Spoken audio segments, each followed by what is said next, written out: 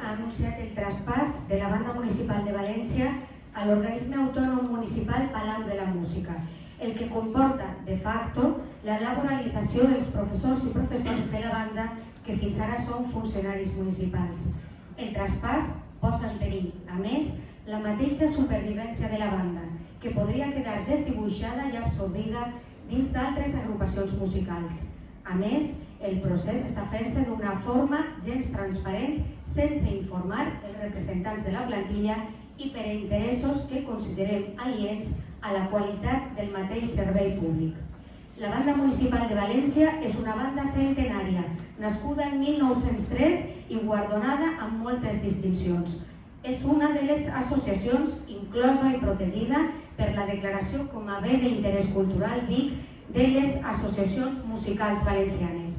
Per tant, presentem la següent proposta de resolució.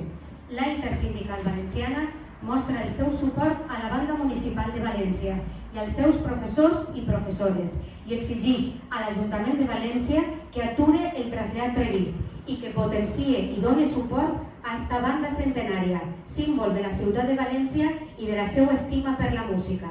Banda municipal, 120 anys, fent que València soni.